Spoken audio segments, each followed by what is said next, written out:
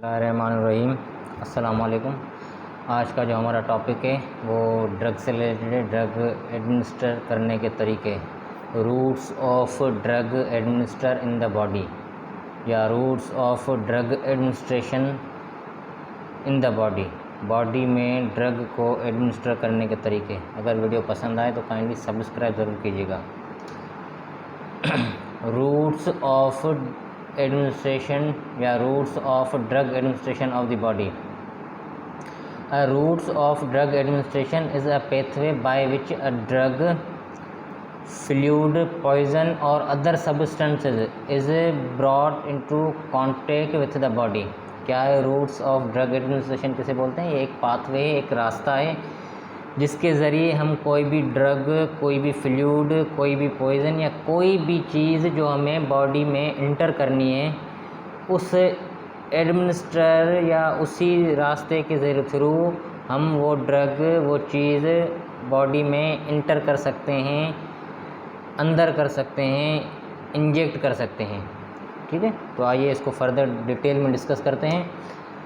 Roots of drug administration के further इसको classify किया गया है दो पार्ट्स में, दो हिस्सों में। फर्स्ट इसका आ जाता है ट्रॉपिकल या लोकलाइज रूट। नंबर 2 पे आ जाता है इसका सिस्टमिक रूट। जो लोकलाइज है या ट्रॉपिकल है उसमें दो चीज़ें आ जाती हैं। एक वो रूट्स लोकलाइज से ही पता चल रहा है कि वो रूट्स जो हम सिर्फ एक मखसूस जगह पे दें, मखसूस एरिया में दें, जो जाके या अंदर जाके या सुपरफिशली बाहर स्किन पे सिर्फ एक मखसूस जगह पे काम करें। जैसे स्किन पे हम ऑइंटमेंट लगाते हैं या कोई ऐसी चीज़ जो हम सिर्फ जैसे किसी को चोट वगैरह लग जाती है, वो जाते हैं डॉक्टर के पास, अगर उसको स्टिच वगैरह लगने होते हैं तो डॉक्टर क्या करते हैं, उस मखसूस एरिया को सुन करते हैं या लोकलाइज करते हैं, जिसको जहाँ पे उनको काम करना होता है, जहाँ उनको स्टिच वगैरह करने होते हैं, उसी एरिया पे इंजेक्शन लगा के वो एरिया उसका सुन हो जाता है। फिर उसी एरिया पे स्टिच लगा के ख़त्म कर देते हैं। मतलब कि उस एरिया पे दवाई लगी, सिर्फ दवाई ने उस एरिया पे काम किया, उसके अलावा पूरी बॉडी से दवाई का कोई ताल्लुक़ नहीं है। दवाई ने पूरी बॉडी पे ना कोई इफ़ेक्ट दिखाया, ना कोई काम किया। ठीक है ना, वो है लोकलाइज या ट्रॉपिकल रूट। उसके बरक्स आ जाता है सिस्टमिक रूट। सिस्टमिक रूट वो है जो मेडिकेशन अंदर सिस्टम तक पहुँचे, सिस्टम तक पहुँचने के बाद वो अपना इफ़ेक्ट दिखाए। जैसे इसमें इसको फर्दर सिस्टमिक वे को भी क्लासीफाई किया गया है दो हिस्सों में, एक्सटर्नल रूट और पेरा इंट्रल रूट। एक इसमें एक्सटर्नल रूट, दूसरा आता है पेरा इंट्रल रूट। फर्स्ट ऑफ ऑल हम एक्सटर्नल रूट को डिस्कस करते हैं। एक्सटर्नल रूट में ओरल आ जाता है, बक्कल कैविटी या बक्कल आ जाता है, सबलिंगुअल आ जाता है, डेंटल कॉन्स आ जाते हैं, रेक्टल आ जाता है। अब ओरल में क्या है?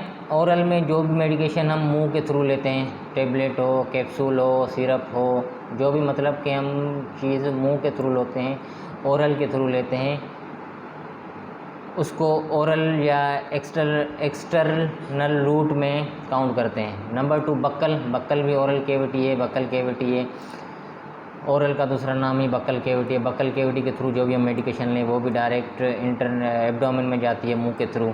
नंबर 3 पे सबलिंगुअल, जो ज़बान के नीचे दवाइयाँ दी जाती हैं, वो भी हम ओरली देते हैं, ज़बान के नीचे रखते हैं, जो जल्दी घुल के अपने हमारे स्टमक में जाती हैं। नंबर 4 डेंटल कॉन्स, जो दांतों के मतलब के बिल्कुल साइडों में, कॉन्स में, दाढ़ों के पीछे बिल्कुल दवाइयाँ रखते हैं, उनको डेंटल कॉन्स वाली दवाइयाँ बोलते हैं, वो डेंटल कॉन्स में रखते हैं, वो भी ओरल के थ्रू पहले हमारे स्टमक में जाते हैं। नंबर 5 पे रेक्टल, पाखाने वाली जगह से जो भी दवाई दी जाती है पर एनस, थ्रू एनस, उसको हम बोलते हैं इंटरनल, वो भी एक्सटर्नल रूट में आती है मेडिकेशन। इन सारे रूट्स के एडवांटेजेस भी हैं, डिसएडवांटेजेस भी हैं, और ये जो एक्सटर्नल रूट हैं इन सबको जानने से पहले, इंटर करने के बाद जब ये हमारे एब्डोमेन में पहुंचती हैं तो ये किसी प्रोसेस से गुज़रती हैं।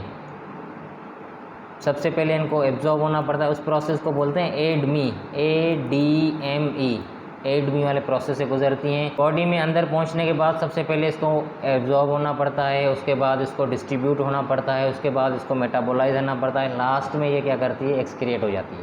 ठीक है ना, ये एक्सटर्नल रूट की बात कर रहे थे हम। अब आ जाते हैं पेरा इंट्रल रूट पे। पेरा इंट्रल रूट में भी कुछ डिसएडवांटेज हैं, उसके भी कुछ एडवांटेजेस हैं, वो हम बाद में डिस्कस करते हैं। पहले आइए, सबसे पहले इंट्रावेनस रूट, जो हम आईवी इंजेक्शन देते हैं, नस के थ्रू देते हैं या वेनस के थ्रू देते हैं। सेकंड नंबर पे इंट्रामस्कुलर, जो कि हम मसल्स में देते हैं। नंबर थर्ड पे इंट्राडर्मल, ये भी हम इंट्राडर्मल इंजेक्शन स्किन के second layer, dermal layer of the skin में लगती है, जिसमें BCG वगैरह वैक्सीन भी लगती है बच्चों को, जो पहला टीका लगता है। नंबर फोर्थ पे आ जाता है इंट्रा आर्टिकुलर रूट।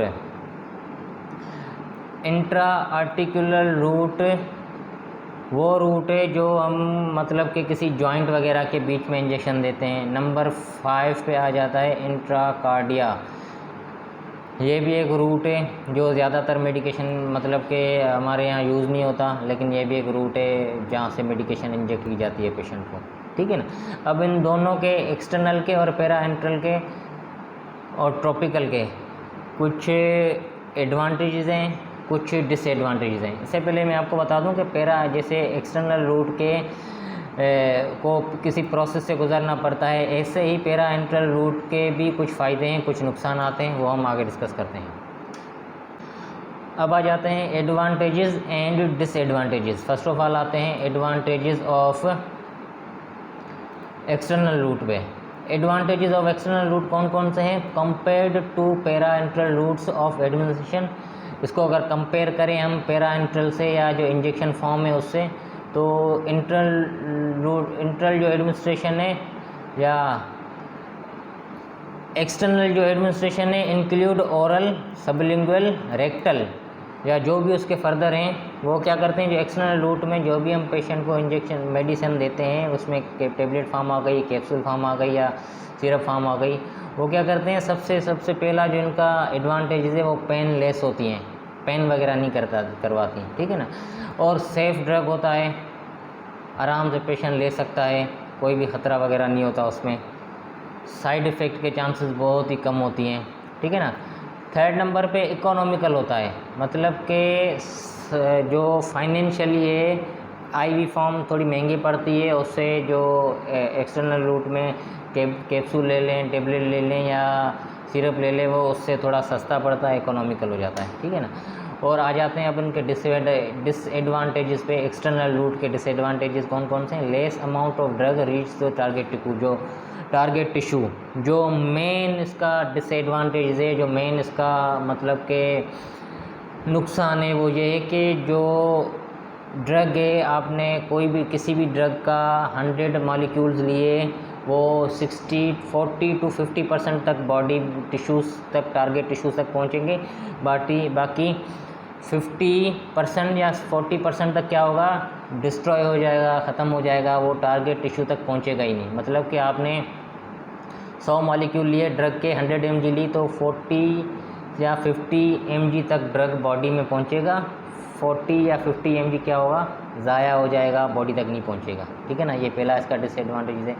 दूसरा इसमें क्या है कि कुछ ड्रग ऐसे हैं, some of the drug is destroyed in gastric juices, कुछ ड्रग जिसमें ऑक्सीटोसिन आ जाती है, इंसुलिन आ जाती है, एड्रेनालिन आ जाती हैं। ये तीनों ड्रग कौन से हैं, जो कि अगर आप ओरली लेंगे या काफ़ी दूसरे भी इनके जैसे ड्रग हैं, जो लेने से क्या होगा, ड्रग हमारे स्टमक में पहुंचते ही हमारा स्टमक जूसेस क्या करेगा, इन ड्रग को डिस्ट्रॉय कर देगा। मतलब इनका जो अफेक्ट है वो लेस हो जाएगा, बिल्कुल ही कम हो जाएगा या ना होने के बराबर हो जाएगा।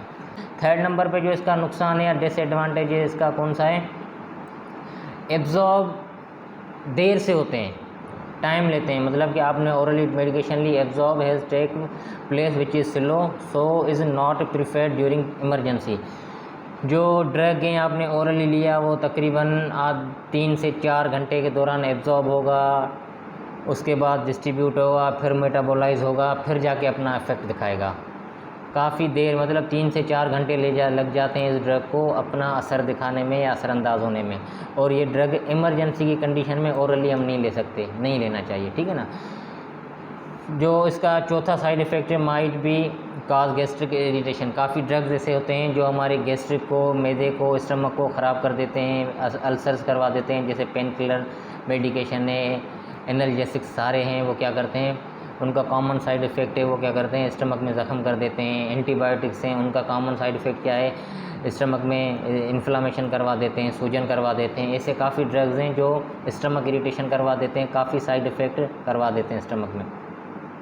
पांचवा इसका जो साइड इफ़ेक्ट या डिसएडवांटेजेस है वो कौन सा है कि ये टेस्ट ख़राब होता है। काफ़ी मेडिकेशन होती हैं जो कड़वी होती हैं, खाने में इरिटेट कर देती हैं बंदे को, कभी कभी तो वॉमिट भी करवा देती हैं इसके, इसीलिए ये इसका पांचवा साइड इफ़ेक्ट है जो ऑब्जेक्शनल है, टेस्ट इसका ऑब्जेक्शनल हो सकता है। ठीक है ना। अब आ जाते हैं एडवांटेजेस ऑफ पेरा इंट्रल मेडिकेशन या parenteral route. This type of administration route exhibits several advantages. इस ड्रग के कुछ एडवांटेजेस हैं, such as first parts of metabolism, ये डायरेक्ट हमारे सिस्टमिक सर्कुलेशन में जाता है, इसको कोई किसी भी एब्जॉर्प्शन और डिस्ट्रीब्यूशन से नहीं गुजरना पड़ता, ये डायरेक्ट हमारी बॉडी में सिस्टमिक सर्कुलेशन में चला जाता है। बायो अवेलेबिलिटी इसकी बेहतर होती है। बायो अवेलेबिलिटी क्या मतलब, जो मैंने पीछे बताया कि आपने एक ड्रग के 100 मॉलिक्यूल्स लिए तो ओरल में क्या होंगे, वो 40 to 50% क्या होंगे, डिस्ट्रॉय हो जाते हैं, बाकी 60 to 50% हमारी सिस्टम सर्कुलेशन तक, टिश्यूज़ तक पहुंचते हैं। और इसमें क्या होगा, आप जो भी मेडिकेशन 100 मॉलिक्यूल्स देंगे तो 100 के 100 मॉलिक्यूल्स हमारी सिस्टमिक सर्कुलेशन में पहुंचते हैं और 100 के 100 मॉलिक्यूल्स सही तरीके से, बेहतर तरीके से हमारी बॉडी को मिलते हैं। और सही डोज मतलब कि 100% डोज इसका जाता है, उसका आप 100% डोज जो भी देंगे उसके में से 50 to 60% सिस्टमिक सर्कुलेशन तक पहुंचेगा, बाकी 40% वो डोज आया हो जाता है। तो इसकी बायो अवेलेबिलिटी 100% है, इसीलिए ये रिलायबल डोज है और काफ़ी मतलब इसका ये बड़ा एडवांटेज है। इसके भी कुछ डिसएडवांटेजेस हैं, उसमें से कौन कौन सी आती हैं, डिहाइड्रेशन करवा देता है, इलेक्ट्रोलाइट्स इनबैलेंस करवा देता है, डायरेक्ट आईवी जा रहा है, डायरेक्ट सिस्टमिक सर्कुलेशन में जा रहा है, तो सिस्टमिक सर्कुलेशन है हमारे ब्लड में जो भी हमारे इलेक्ट्रोलाइट्स मौजूद होते हैं उनको क्या करता है, अनबैलेंस कर देता है। इलेक्ट्रोलाइट्स अनबैलेंस होने की वजह से बॉडी डिहाइड्रेशन में भी जा सकती है, कभी कभी रिएक्शन भी हो जाते हैं ड्रग के, ठीक है ना। थ्रम्बस करवा सकता है, क्लॉट करवा सकता है, या इंजेक्शन के थ्रू आपने किसी को कैनुला के थ्रू दिया, तो हमारे यहाँ ऐसा ट्रेंड है कि कैनुला के थ्रू अंदर जा नहीं होता, हम पुश कर देते हैं, वो जो क्लॉट कैनुला में फंसा हुआ होता है वो अंदर चला जाता है वेन्स में, फिर जाके कोई ना कोई नुकसान दे देता है। Hyperglycaemia, hypoglycaemia, low blood sugar, high blood sugar किसी किसी ड्रग की वजह से हो जाती है, डायरेक्ट आईवी में देने से इन्फेक्शन कॉज कर सकता है। जैसे हमारे यहाँ ये ट्रेंड है कि इंजेक्शन इंट्रामस्कुलर हो, इंट्राडर्मल हो, उसको किसी सेप्टिक जहाँ जिस जगह में वो इंजेक्शन पुट कर रहे हैं, इंजेक्शन लगा रहे हैं, इंजेक्ट कर रहे हैं, वो उसको किसी एंटीसेप्टिक से साफ़ नहीं करते, जैसे स्पिरिट स्वाब हो गया या हेक्सीप्रेप हो गया या पायोडीन हो गया, इन सब में से किसी से भी साफ़ नहीं करते, डायरेक्ट पानी से साफ़ करके या साफ़ ही नहीं करते, इंजेक्ट कर दिया, तो उस सरफेस पे या उस एरिया पे जो भी बैक्टीरियाज वगैरह होते हैं लगे हुए होते हैं स्किन पे, वो इंजेक्शन के थ्रू अंदर चले जाते हैं, अंदर जाने के बाद वो इन्फेक्शन कॉज करते हैं। और लिवर फेल्यूर भी हो सकता है इसमें। हाई डोज ऑफ मेडिकेशन का अंदर जाता है, अगर हाई डोज चला जाए मतलब कि 1 ग्राम देना है, उससे ज़्यादा चला जाए तो क्या करता है, लिवर में हमारे ड्रग्स जो भी जाते हैं मेटाबोलाइज होते हैं, तो लिवर में मेटाबोलाइज होने की वजह से लिवर फेल भी करवा सकते हैं, लिवर हमारा फेल भी हो सकता है। तो होप आज की वीडियो से काफ़ी नॉलेज मिली होगी। अगर नॉलेज मिली हो तो काइंडली लाइक भी कीजिएगा, उसके साथ सब्सक्राइब ज़रूर कीजिएगा। थैंक यू, अल्लाह हाफिज़।